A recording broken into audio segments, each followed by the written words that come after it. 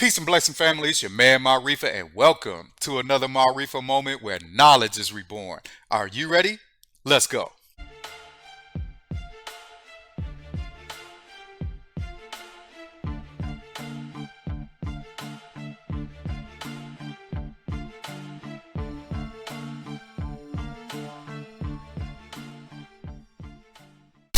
All right, and we black. Yeah, it's your man Maarifa black with another video. We got us a great topic today. We're going to be talking about the difference between African spirituality and Christianity. Today is Easter Sunday, so you know we had to get into this topic. But before we do all that, let's get our admin notes out the way so you know how we do it quickly right here. We need you to like, subscribe, follow, and share all of our social media platforms at Maarifa Asar LLC. Also, go over to maarifasar.com soon as this video is over and make you a purchase today. Look at everybody looking fly and beautiful right here on the scene. You know what I'm saying? Shout out and much love and appreciation to everybody, who made purchases at Maarifa Asar and joined the knowledge movement. And go out to maarifasar.com, man. Join the knowledge movement and look as fly as and these beautiful melanated beings right here. All right, you dig? So I'm supporting black-owned businesses myself. I got the Sarah hat from my man Vario.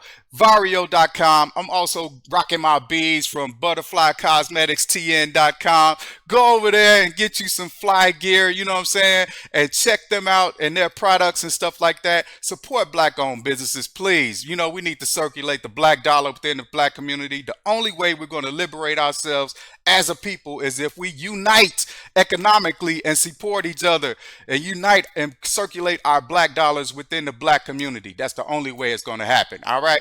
We need you to give us a thumbs up if you like this video and share the video, please. Also, leave a comment in the comment section if you like the video. If you don't like the video, it don't matter. Just leave a comment and let's talk about it. You know what I'm saying? Let's have a conversation.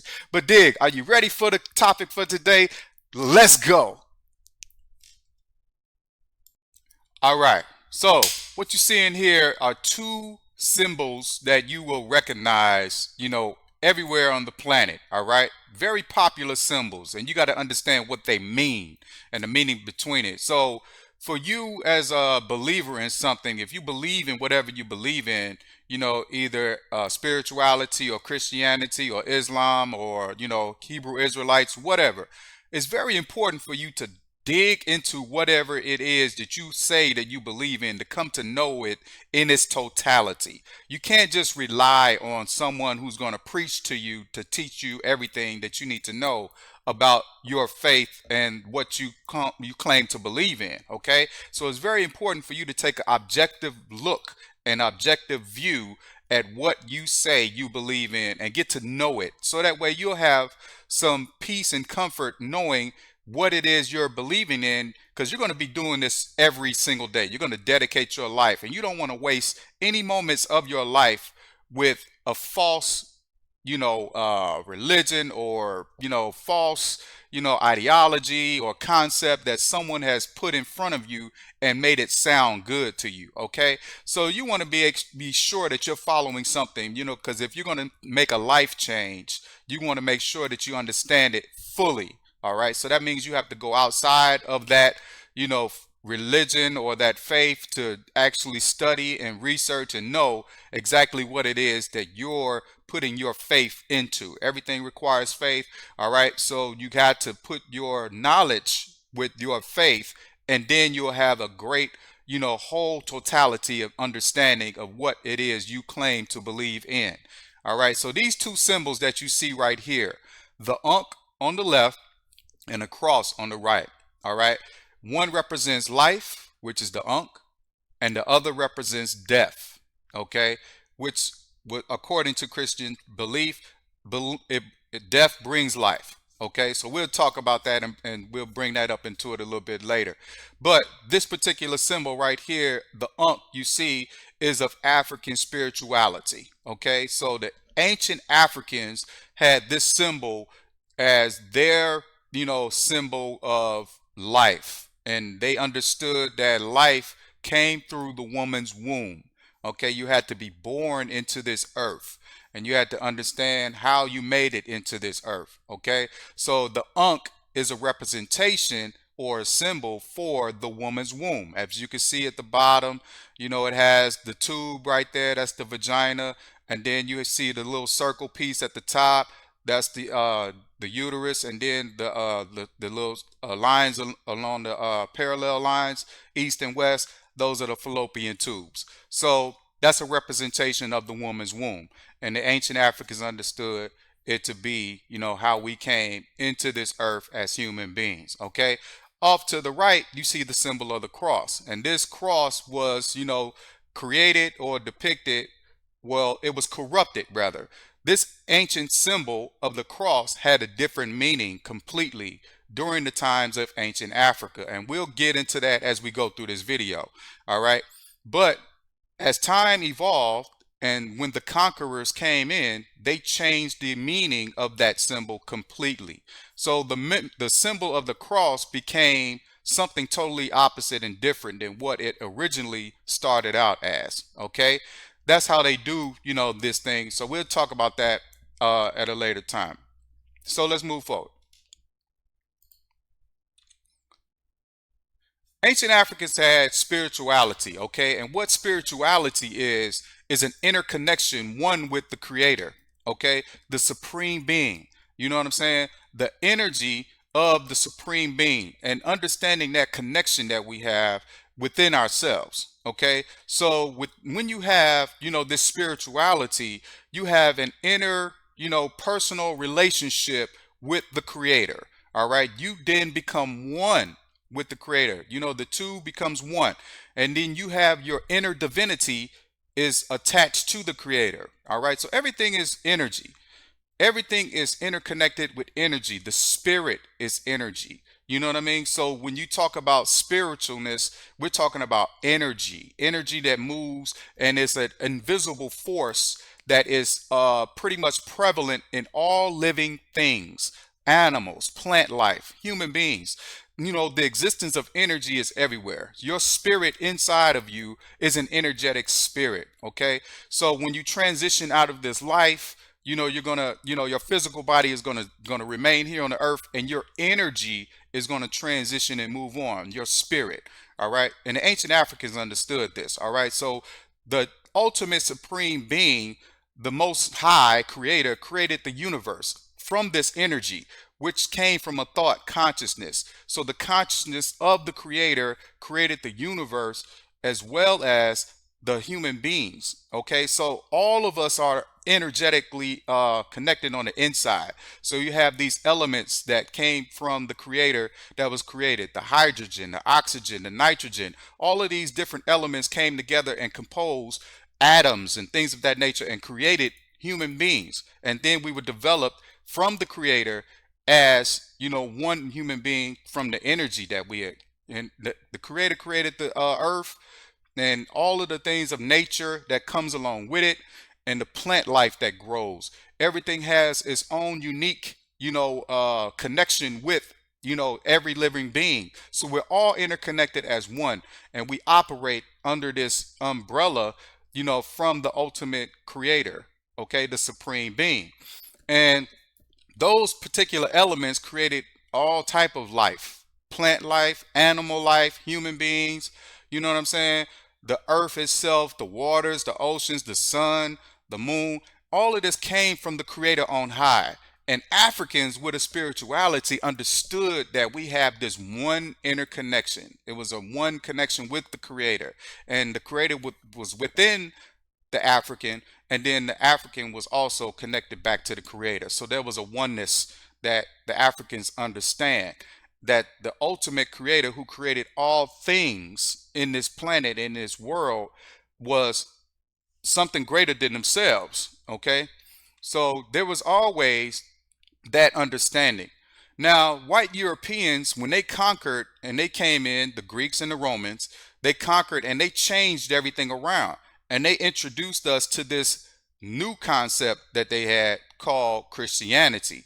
This is their thought processes. This is their ideology of what they think, the supreme being looks like. This is the symbology and the imagery of this Jesus character in which they created in order for them to dictate and mount. And we'll move into that as we go through this video. But that's their concepts and ideas.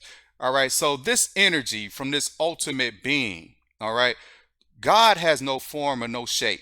Okay. You can't put actual gender on God. You know, a lot of people like to call God he. You know, when you listen and hear people talk about God, they say, well, he did it for me, or he's been good, or he's this and he's that. You can't put a gender on God, the creator. Okay. God is ultimately an infinite energy that is more powerful than we can ever imagine. Okay, so you can't just put God into a box and then say that God is just this or God is just that. Okay, so when people do that, you know, they pretty much limit, you know, the power of God, the creator. When they limit the power of the creator, they limit the power and understanding of what the capability of the supreme being is and how we are encompassed and a part of that supreme being. Okay, so there's limitations when it comes to Christianity. Now, the ancient Africans, they had this spiritual system, okay? This spiritual system which they created was more or less depicting aspects of nature, okay? They had these zoomorphic type of, you know, characters that they created, like almost like cartoon characters. Everybody seen Marvel, you know, movies, and all of the superheroes had their powers and this, that, and the third. So ancient Africans also had this same concept and idea, which they used to teach, you know what I'm saying, the priesthood, and to teach, you know, their people about understanding the universe, nature, and humanity and animals, and how it all was interconnected as one. Okay, we all moved as one being, okay, from the supreme being. And you see at the top there, this representation from this picture is very, very important. They said the top there has the netter, okay. The netter is divine, is divinity, okay. Now the ancient Africans had this spiritual system called Shatot netter. Now Shatot is mysterious or unknown or things of that nature. You know what I mean? So you have this mysterious divinity. All right. So you have a divine mystery that's going on. And that from that supreme being, this is the supreme being from the top of this image here, is resonating down to these particular netarus, which are an aspect of that particular netter. Netter is divine. So when you put these two together, you get a mysterious divinity. Okay. So the divinity of the supreme being is mysterious. So no one understands the powerful and all encompassing knowledge, you know, of the creator. Okay. So the creator is infinite. The creator is omnipresent. It is in everything. The creator is powerful, all knowing, because it is everywhere and it is everything, and it came from the very beginning. So the creator is all things. And you know, you hear that same concept a little bit, that's, you know, kind of remixed in Christianity as well when they talk about their God. But we'll talk about that a little bit later in this video. But this is what ancient Africans understood and what they were, you know, putting together, and understanding that this supreme being, this one God, was resonated into all of life. Okay, the energy of that God, that life sustaining energy, was present in everything that is living. Okay, human beings, animals, plant life. The oxygen that you breathe comes from the creator. Everything is all interconnected as one, and it all functions as a system. Okay, the sun, you know, brings the sun rays down and brings precipitation into the clouds, and then rain happens, and then plants can grow, and then humans can eat, and then we eat, and then we process, and then we push out, you know, we breathe in oxygen and we push out CO2, and then it all goes back and forth, you know what I'm saying, just like a whole spiritual system as working and interconnected as one being from the creator. That's African spirituality. Okay, we are all within God. God is within us. All right. So then you see from the supreme being that the ancient Africans, they put it in stone in Kemet, and they let the Netarus were these aspects or characters of the divine nature, you know what I'm saying, of the supreme being. So you see the different aspects and characteristics here from these particular, Netarus that you see on the surface here. Okay. So what you have is a whole list or array of different, gods and goddesses that were aspects from the supreme being in ancient Kemet, in the Shatot Neter. You know what I'm saying? The mysterious divine, okay, the mysterious divinity. And each one of these Netarus had their own, special, characteristics that they had, okay, different aspects of the divinity of the creator. And, they all represented different things of nature or represented different things of humanity and things of that nature like that. Now, some of them had stuff like, love, resurrection, rebirth. They represented, the powerfulness of the sun. They represented, life, and then air and the universe, the earth. Different, Netarus had represented different things, and they were all a part of the supreme being. Okay, different aspects of it. All right, nothing spooky or scary. And you see here in the holies of holies, these different, gods, that were present here, that were represented. The ancient Africans venerated these gods and paid respect, you know what I'm saying, and homage, because they understood that they were a part of, this whole, mystery system. You know what I'm saying? So you have Ptah off to the left, and then you have Amen, which is the unknown, power of God. Then you have Ramesses, he was a part as the human aspect of it. He was a part of, the connectionness back to the creator. And then you had Ra on the end. You know what I'm saying? So this is in the temple of Abu Simbel, and you'll have, them, the Africans, paying respect and homage to these gods, these Netarus, which all had their own characteristics from the supreme being, in which they respected and venerated in their spiritual system. Okay, so it also carried on into West Africa. This tradition of understanding, these Netarus also went into the Orishas, you know what I'm saying, with the Yoruba tribe who were in Nigeria, you know what I'm saying, Benin area. They also, had their own God aspects from, you know what I'm saying, the energy that comes from the supreme being. And these Orishas are pretty much similar to what you see in ancient Kemet, okay, where they had the Netarus. So all of Africa, the continent of Africa, had this spirituality system. They may have had a little tweaks here and there, but it was all similar concepts, okay? The polytheistic, mannerism of a polytheistic, monotheistic combination. You know what I'm saying? That we understood that there was something higher or greater than ourselves, and then that power resonated that energy down into every aspect of human life and existence. Okay. And then, just like you see right here with the Orishas, they created these particular characters in order to represent an aspect of nature or energy or an aspect of anything, in order for them to utilize this energy as a way for them to channel that energy and receive some form of, connection with the supreme being through this, Orisha, or through that Netaru, using their energy in order to channel it and make that connection one back with the creator. Okay, nothing scary about it, you know what I'm saying. And ancient Africans all understood what it to be. All right, so we had a spiritual system that was surrounded by the principles of Ma'at, which is the righteousness of truth, righteousness, and justice, and how you treat your fellow human beings and animals and things that are living.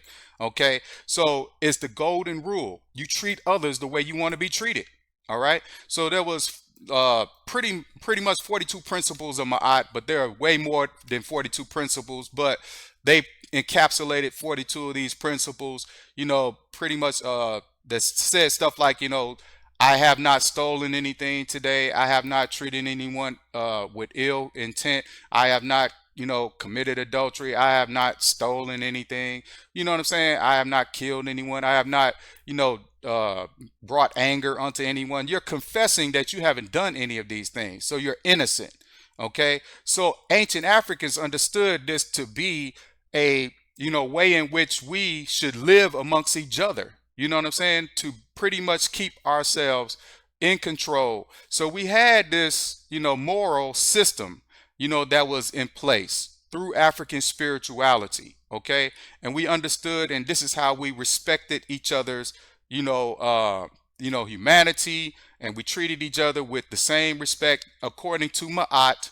You know what I'm saying? The principles and things that came from Ma'at, we followed those principles and we lived a righteous life and respected and helped one another and all of those different aspects of that which we understood that came from the Creator. All right.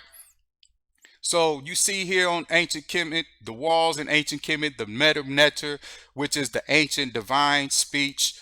All right. So the metal netter will show different symbols and things of that nature. So here, you can see in the squares, the highlighted squares, there are like three particular symbols I wanted to, point out that you have here. So the first one I want to point out is the image of the image right here with the hands up.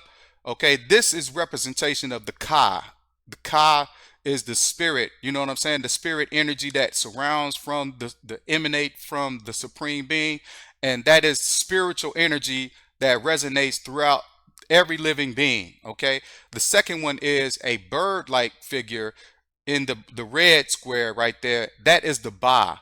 The Ba is your personal soul. Okay, that's your personal spirit. All right, the Ba is your soul. That's your personality. That's who you are, your characteristics. Okay, so who you are as an individual person will come out of you. This is on the inside of you. So this is who you are. So the Ka spirit and the Ba is encapsulated inside of this physical flesh. Okay, this physical flesh it will capture this Ba and this spirit. So after we pass on, everyone who transitions, once we transition out of this life, our Ka and our Ba energy will transition back to the creator, to the supreme being. Okay, and this is what ancient Africans understood.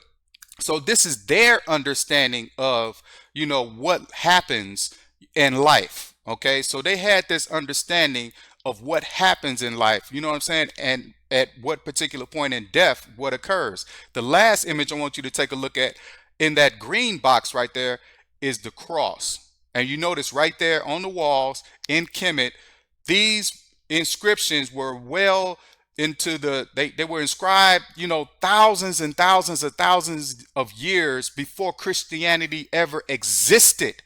Okay, so 2-3 thousand years before Christianity ever existed on the planet, these symbols had different meanings. Okay, so the cross symbol was a symbol of ascension, ascending up, your spirit ascending out into back into the netter with the supreme being. That was the meaning of that particular symbol. Okay, and then the Greeks and the Roman Europeans came in, conquered it, and they changed the meaning completely to what we have today in the year 2021.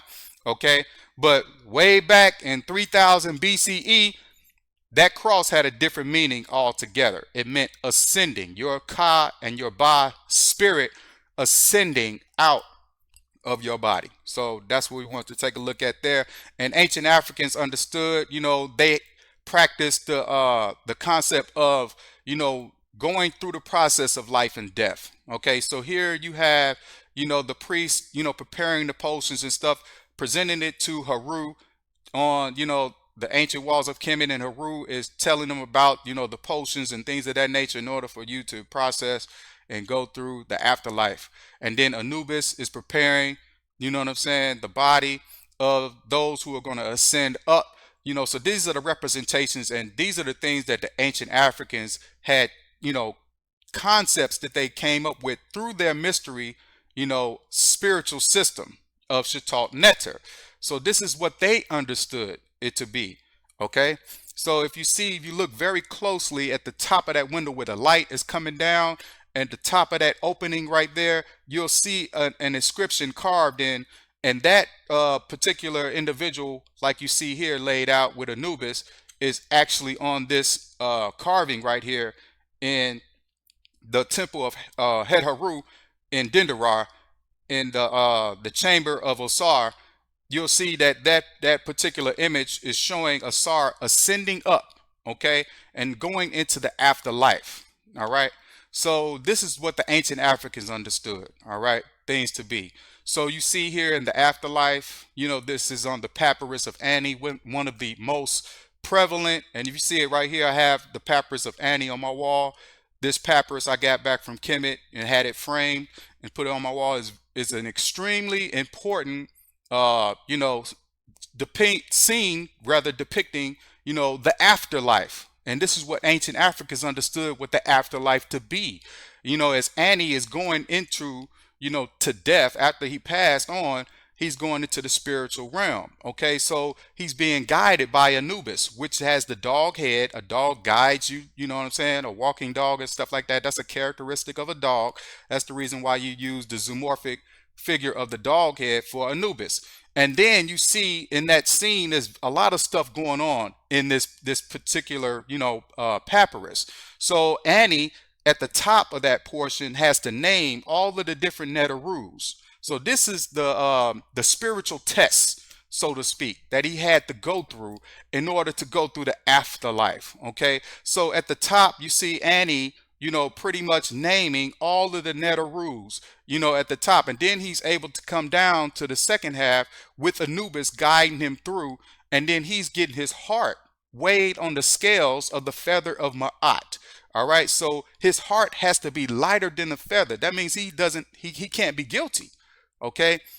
He can't be guilty of anything. You know what I'm saying? So Christianity's called it sin. All right. So Annie is having his heart weighed on the feathers of on the scales of Ma'at rather, and he's weighing, whether or not he lived a righteous life. Okay, so if his heart is lighter than a feather, then he's able to move on to the next level. You know what I'm saying? So you see there, you have Tahuti writing down the histories and recording everything that he went through in his life, and then you have Amet ready to devour his heart if his heart is heavier than that feather. Okay, and Anubis is balancing it on the scales, and you see Ma'at at the middle of that particular balancing scale right there. The goddess Ma'at is waiting there to be, found righteous. So Annie passes the test, and then he's moved forward with Haru. Haru then introduces him to his father Asar. So if you notice that Asar is on the throne, okay, that representation of Asar on the throne, he is like the king of resurrection. You know what I'm saying? Of rebirth and reincarnation. Okay, so Asar has so many different representations. You know what I'm saying? And then Annie is going through the process of death from this ancient African, spiritual story that he's being introduced to Asar. He made it. He made it through. So Haru, who then is the son of Asar. Okay, so now you have this connection, with Christianity. Well, Christianity took a lot of their concepts from this one papyrus. Okay, if you heard from the Bible, no man comes to the Father but through me.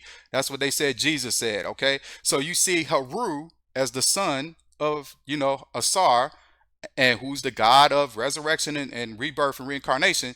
And then you hear Christianity take that same concept, you know what I'm saying, with Jesus as the son of their God. Okay, so it's a lot of different symbols and things of that nature that go along with Christianity. We don't have a lot of time to break them all down here, but if you do your homework and research and look at the papyrus of Annie and make the connections with Christianity, read the Bible, you'll also see that connection as well. So then in this scene, Annie then is actually going to see Asar, and he's going to determine whether or not he can go into the afterlife. His heart has been weighed on the scales of Ma'at, and it was lighter than a feather, so he was not guilty. You know what I'm saying? So he had no reason why he had to be reincarnated. So he moved on into transition so he can ascend to the afterlife. All right. So that's a very strong papyrus. All right. So around 330 BCE, the Greeks came into and conquered Egypt. All right. So the spiritual system had been working for Africans all the way, during this time frame, all the way up until now, until these, white European Greeks had come into the region, invaded the land, conquered the land, destroyed and killed all of the Africans and took their, priesthood and killed them off. A lot of the elders and the priesthood killed off the pharaohs, burned a lot of their papyruses, and then they started to change everything. Okay, so from this war, those who, the victors, get the spoil. You know what I'm saying? So those who, survive, they get to tell the story to the next generation, and they get to tell the story how they want to tell it, because the ones who knew the truth are dead and gone. All right. So this is what happened, when these Greeks came in and they conquered ancient Africa. You know what I'm saying? They were able to, take over the land and the region with Alexander the Greek, who was a barbaric, evil, wicked dictator. And he had died before he was able to evolve and expand everything, but he left his stuff to his general, Soter. Ptolemy Soter. Soter in Latin means savior. Okay, so Ptolemy the savior, according to their Latin or Greek words and stuff like that, they understood him to be some type of savior, and this is who they looked up to. But Ptolemy was trying to fit himself into and be deified and worshiped like the Neteroos. Okay, so the ancient Africans who had venerated and worshiped the Neteroos because they understood the aspect of the connection it had back with the supreme being, they didn't want to venerate or respect anything that this conqueror who came in and conquered onto the throne of Kemet, they didn't want to represent him in their temples at all. So what he did was he ordered a decree to close all the rest of the temples, and then he found this one temple in Memphis who would accept him. You know what I'm saying? So there was always going to be some sellouts in the African community. It's always going to be some coons that's going to be around. There's always going to be some, traders that's going to trade on their people. You know what I'm saying? And they found some in Memphis who were able to, they were then able to erect their Hellenistic age. Okay, in their Hellenistic period, which was indoctrination. So they indoctrinated these Africans with this new concept and ideology, which they call Serapis. Okay, Serapis worship. Now, Serapis is a combination of two Egyptian gods. It's Apis, the bull, and Osiris. Okay, so you put them together, you get Serapis. So the Serapis image was the image of Ptolemy Soter. All right, so they tried to deify themselves, the Greeks did, to the ancient Africans, but the ancient Africans wasn't having it because they all knew, you know what I'm saying, that they elders had told them since they was little, you know what I'm saying, this is the truth. And then here come this white European, conquered in, killed off all their elders and their grandparents and this, that, and the third. And some of them little babies still knew that, what they were taught as children. And they grew up and then they saw this Ptolemy Soter Serapis image. And they like, nah, we not worshiping that. We know that's not a part of our, ancient African spiritual system. We're not doing none of that. You can have that. So many years went by. Many years went by. You know what I'm saying? And Ptolemy Soter was still trying, through his bloodline, his children, his children's children, his children, you know what I'm saying, were trying to get the people of Africa to submit and bow down and worship his Serapis image. You know what I'm saying? But we wasn't having it. Pretty much we put a resistance up. We all understood that energy is the life force. Energy is God. The spiritual energy is God. And we understood that. You know what I'm saying? Now, the Greek Europeans didn't understand that, but the Africans did. So what they did was they tried to transform their ideology. They tried to transform it from our ancient African Neteroos into their Serapis, you know what I'm saying, image. And then ultimately it evolved into their Jesus character when the Romans came in about 30 BCE. All right. So over the centuries from 325 BCE all the way up through, I think 325 AD, when the Roman Catholic Church, was established, they were doing all of this indoctrination. Okay. They went through the Hellenistic period the Greeks did, and they were indoctrinating everybody with this Serapis worship. And then it ultimately evolved into, when the Romans came in, into what we know as Catholicism or Catholic Church, in which they introduced this Jesus character to everybody. All right. So you can see the evolution here and how it all evolved and how everything changed. So over the generations, those Africans are dying off, dying off. But you had these white Europeans in power.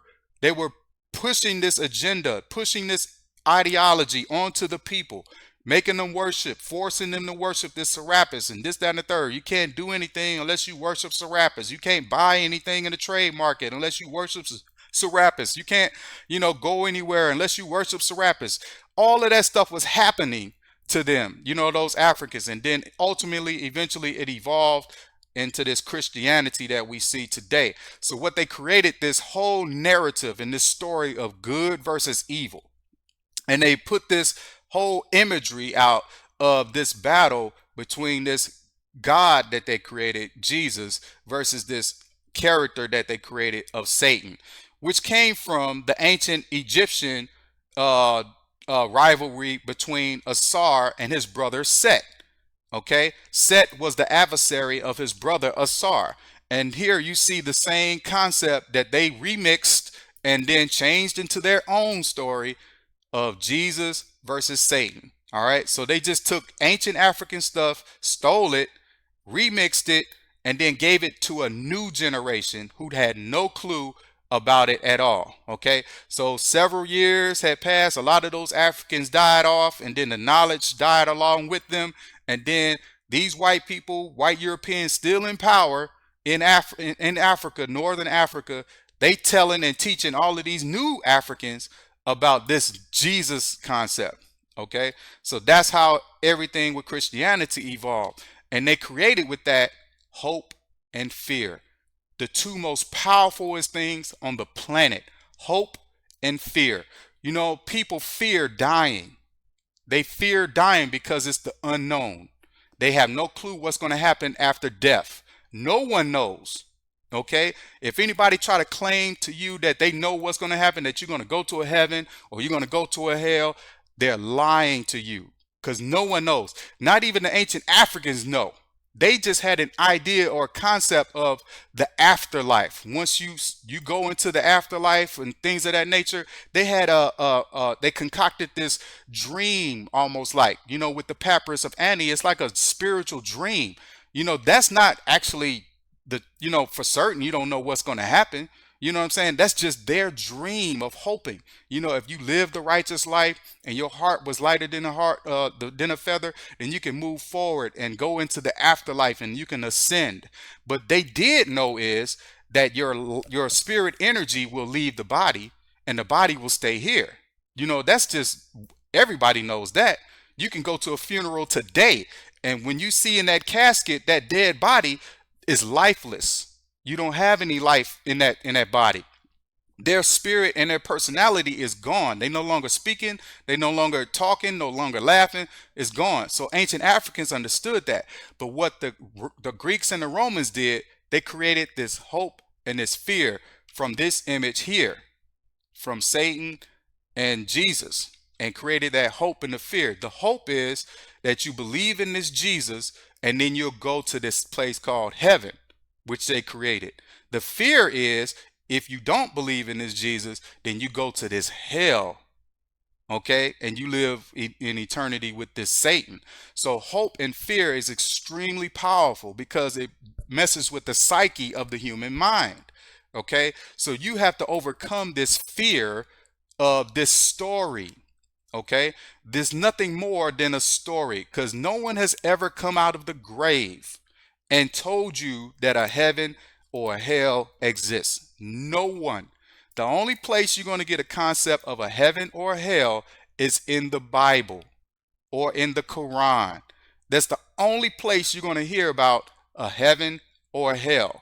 Okay, and how can they write about a heaven or a hell if no one has ever been there? Think about it. An author writes about heaven and hell. How does he know what it looks like? How do they know what it looks like? You can read in the Bible how they describe heaven as having pearly gates and all this, that, and the third. Who wrote about heaven if they never seen it with their own two eyes? How can you write about something you never seen in your life? Think about it. All right, so that's just the idea about the book itself and what the uh the Greeks and the Romans did with religion. Okay, so they created the hope and the fear. So you see right here this image right here of Caesar Borgias. I don't even know if I'm pronouncing his name all right. Caesar Borgias is actually the model for the image that you see a lot in many of these, houses that you see today in America, all over the world. This fake image of this Jesus character. Okay. And the reason why this symbolic, image is very powerful because it creates in the minds of people that God is a white man. Okay, so you have to understand the psychological impact that it has of you seeing this image. Okay, if you're seeing this image and you're looking at it, you're saying to yourself, well, God is white. So that means that anything that a white person does to you that is actually opposite of righteous, if they kill you or maim you, torture you, or whatever like that, you're going to forgive them because you think in your mind that they are God. And you think that they're able to do whatever because they're sovereign. You know what I'm saying? And if you read the Bible, you'll see it has that same concept and idea. If you see all of the things, if you actually read the Bible, you'll hear a lot of the wicked things that God in the Bible told the children of Israel to do. Kill people, murder them, destroy their families, eat their babies, rape the women for yourselves, all type of stuff. Burn down territories, take their land.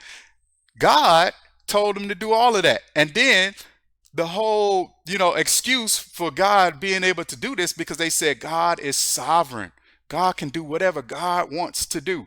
Oh, God gets a pass. Okay, so this God that they created gets a pass to do all of this evil and wicked stuff. And then he'll just say, well, I said it because I wanted it done. You know what I'm saying? Because God says so. All right. So then you have this ideology of this, white European man being God. And if you look throughout real history, you will see who was destroying places and taking lands and killing people all over the world and conquering and putting themselves in power and wiping out races of people and bringing war and famine and disease and all of that into people's lands. The white man, the white European. So, how convenient is it of them to have a book? How convenient of them is it to have a God that they can introduce and indoctrinate everyone on the planet and bring them under submission? Because they knew that they couldn't sustain an army long enough in order to control generations of generations of generations of generations of people.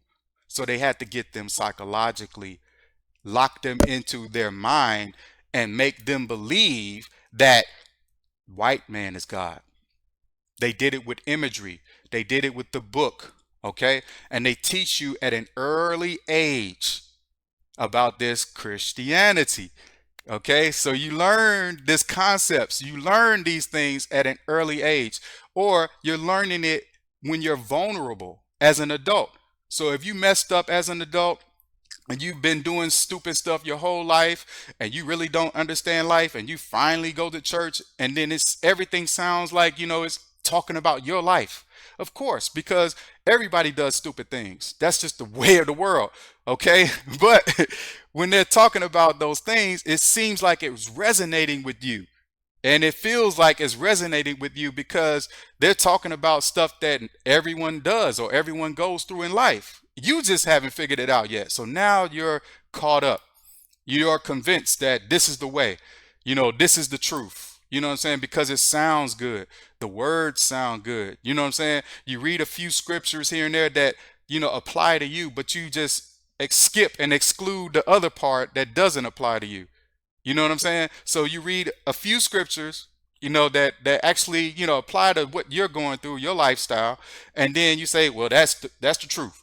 But then the other stuff that don't apply to you, like the rape, the pillaging, the killing of the babies, and all of that stuff like that, the adultery, what I'm saying, all of that stuff that's in the Bible, that's along with that other stuff, you just totally ignore it, and you say, well, that's God.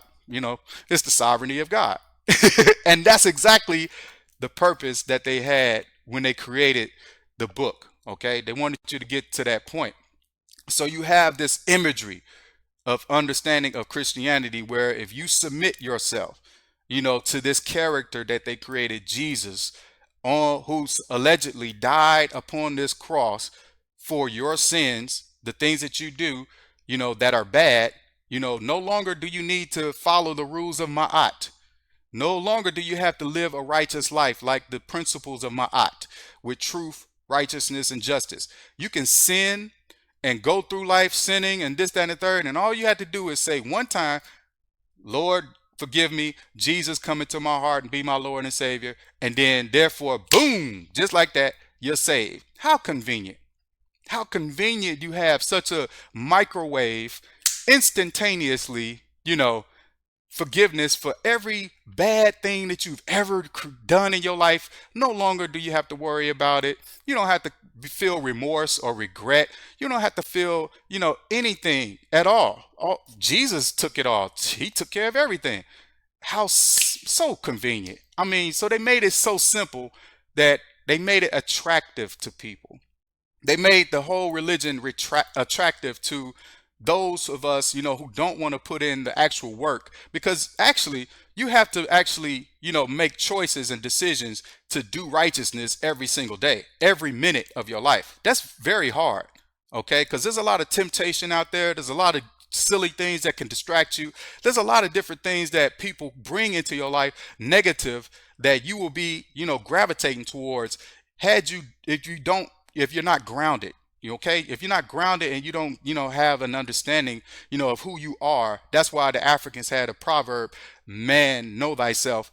If you don't have an understanding of who you are, you'll be pulled into anything. You'll be deceived and tricked into everything that comes your way. Okay, so it's very hard to live righteous every moment of the day, every single day. Everybody's not strong enough, with a strong mind and a strong will to be able to do that. So how convenient of it with this religion of Christianity to be able to just boom, give it to Jesus. I don't need to do anything. You know what I'm saying? Just give it to Jesus. I can continue to sin every day, long as I pray at night and ask for forgiveness. I'm good.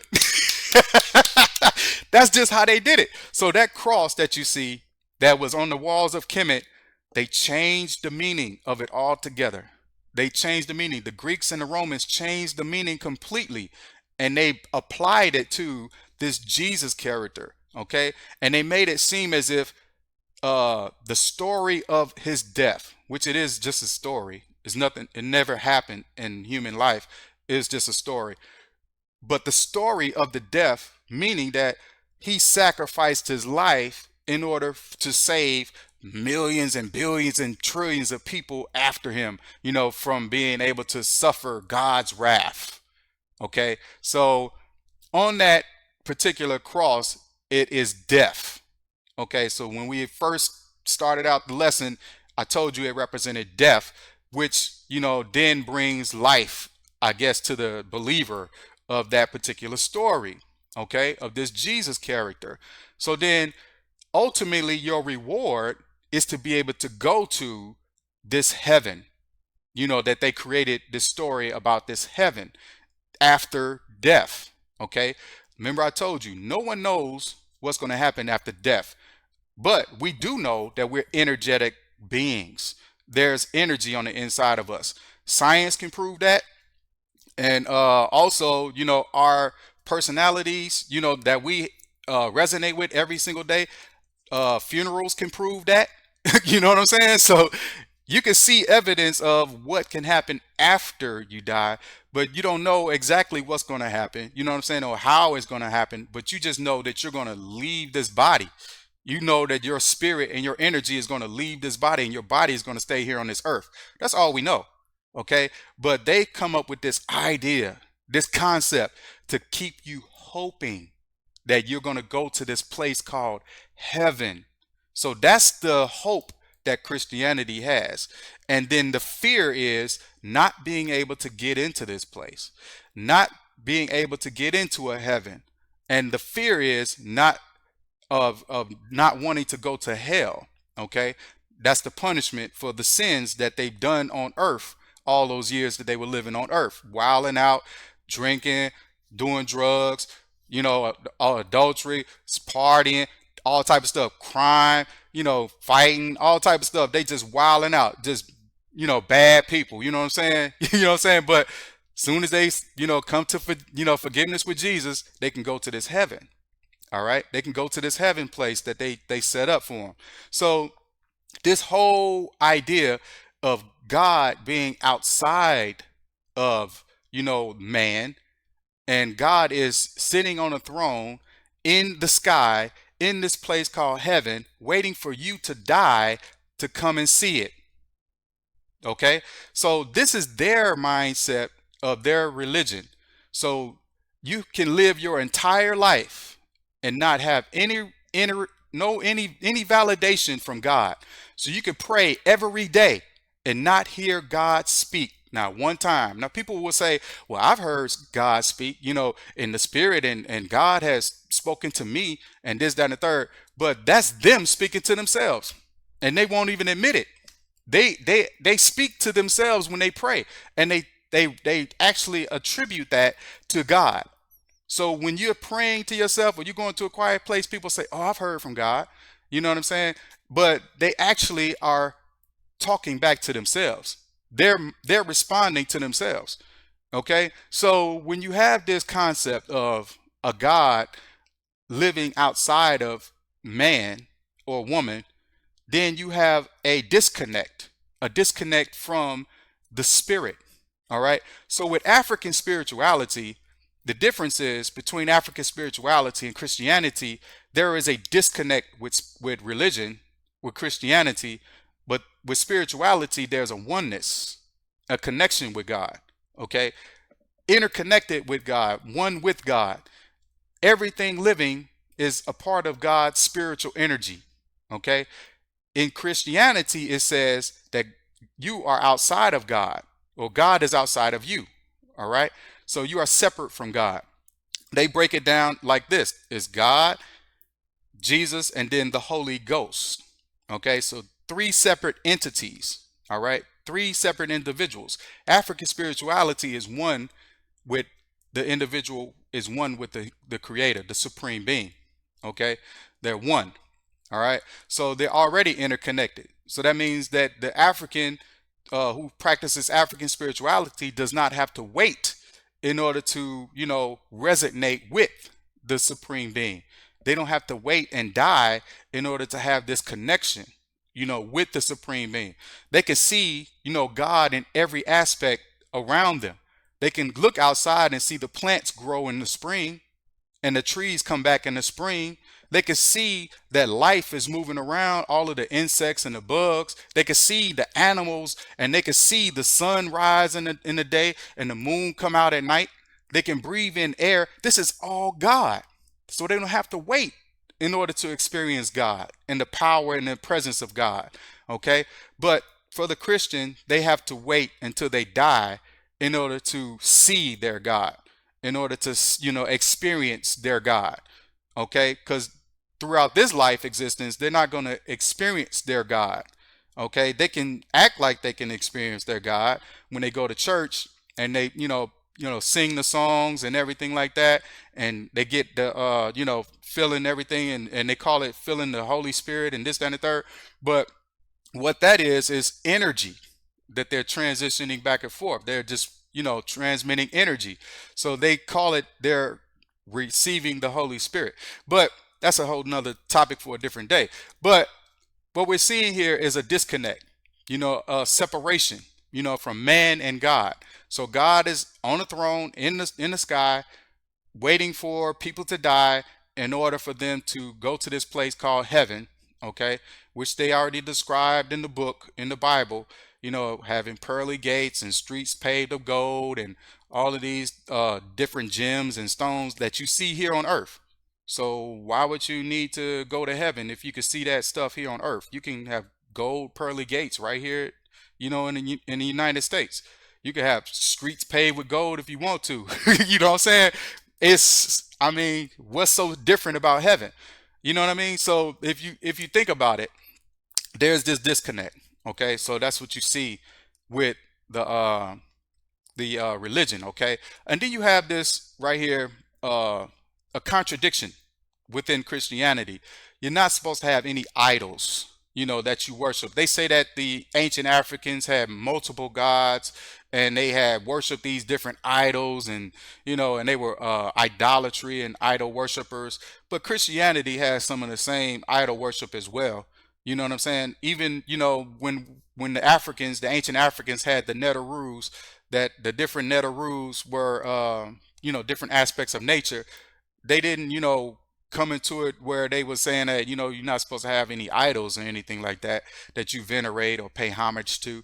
But the Christians, they say that you're not supposed to have, any idols because God is a jealous God, and all this, that, and third that they write about. And you can read that in Deuteronomy chapter 4, 16, and 18, okay, where they talk about the idols, all right, and the imagery that you're not supposed to worship, but Christians do it all the time.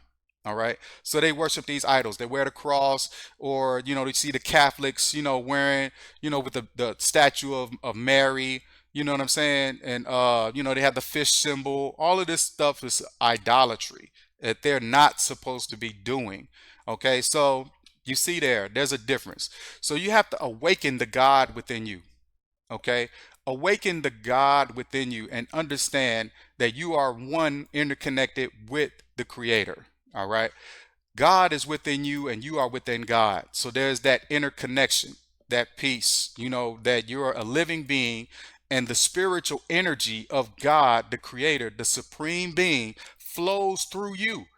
And when you leave this body, this transition, you're going to go back to that supreme being and go through whatever transition that you're going to go through with that supreme being, whether that's reincarnation, whether that's, ascending to another, physical existence.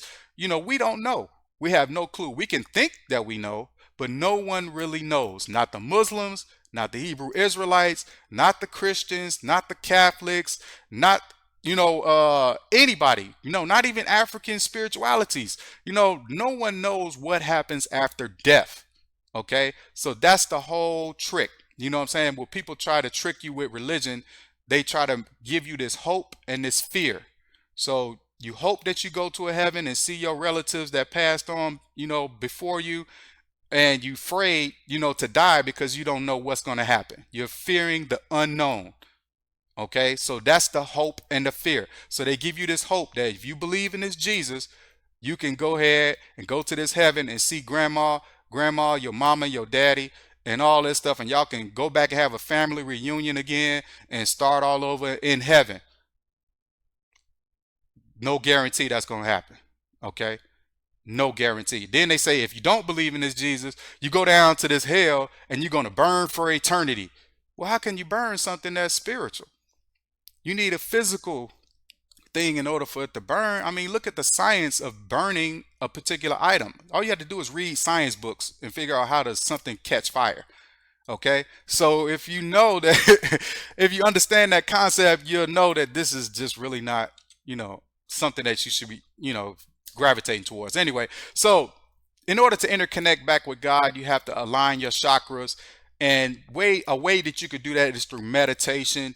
And then you can reconnect your spiritual and get yourself spiritually balanced, you know what I'm saying, back again, and get your energies the way that it's supposed to be, aligned with the Creator, the Supreme Being, one with God.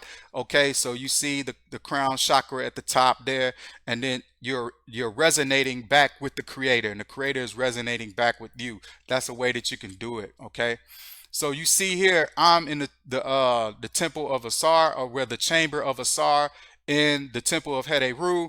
Okay, and I'm putting up my spirit, my Ka spirit, and then my Kaaba, my spirit and my soul is resonating with the energy and the light, of the creator coming through that chamber, and you can see it looks like the energy is flowing through me. You know what I'm saying? I like this picture, you know what I'm saying? But it's a representation of, that connection, one back with the supreme being. So you gotta, get yourself an understanding of what it is that you believe in, and you got to know who created that belief system and what was the purpose for them doing it. So you got to go all the way back to the beginning and study and research and know, what I'm saying, how it all came together and why. You got to ask yourself these questions. Don't be afraid of the hope and the fear. Go outside of what you believe and actually do some homework and research. There's been a lot of, great scholars who actually did some work. You know what I'm saying? That one of the great scholars right here, John G. Jackson, Christianity Before Christ, you know what I'm saying? Take a look at this book, start there, read, you know what I'm saying, and try to piece the puzzle together and come to know and understand what it is you believe in. What is it that you call yourself believing in? Don't waste your time changing your lifestyle and wasting many years of your life, because life is short. There's a lot of wonders in the world, but life is fleeting, okay? So life is very short. And if you waste your time, in a church or in a religion and this, that, and the third, you actually haven't lived. Okay, you haven't had the life experience that you're supposed to have, then you may find yourself coming back here reincarnated. There's no telling, you know what I'm saying, depending on your karma. Okay, but you got to do some studying. You got to understand and know, you know what I'm saying, what it is that you believe in. And another great book that I recommend, Spirituality Before Religions by, Professor Kaba Hayawata Kamin. You know what I'm saying? Great book. You know what I'm saying? It'll teach you, all the different things that you understand about spirituality and, things that happen, before religion. All right. So take a look at these books and come to know, you know what I'm saying? Because it's very important for you, you know what I'm saying? On this Easter Sunday that we call, Easter Sunday, and understanding, that whole concept of, the Bible and how it was created and who created it and why. Why did they do it? Okay. And then you'll know if you're following something and believing in something that is true, or if you're believing in something that was created by somebody for a particular reason. And then you're trying to follow something, and then you have these decisions that you make in your life, with personal relationships that you come in contact with based on this ideology and religion. All right, so you got to understand and know that if you're going to practice this, then you got to know that it's actually righteous and not something that is false or wicked or deceiving or hypocritical. All right. All right, that's it, man. Hopefully you enjoyed the lesson today. All right, I know it's very controversial, but it's a topic that had to be discussed. All right, so we're talking about the significance and importance of understanding what you believe in. All right, so a lot of people on this earth, believe in Christianity, but they also got to understand where it came from, okay, and who created it and why. All right, so I think it was extremely important. I think it was a good video. You know what I'm saying? Leave us a comment, give us a thumbs up, leave us a comment in the comment section. Let us know what you think. You know what I'm saying? So go ahead, before we close out, quick reminder, go to maarifasar.com, make a purchase today. Take a look at these fly melanated beans on the left here, on the right, I'm sorry. And go ahead and get you some gear today at maarifasar.com. You dig? Also, like, subscribe, follow, and share all of our social media platforms at Maarifa Asar LLC. You dig? All right, so this has been a Maarifa moment where knowledge has been reborn. So remember, the more you know, the more you'll grow, and the better off we all shall be. So until next time, I'll say love and light. Peace. Let's go.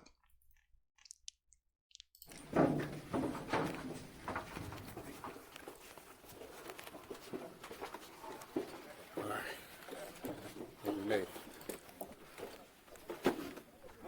We made it.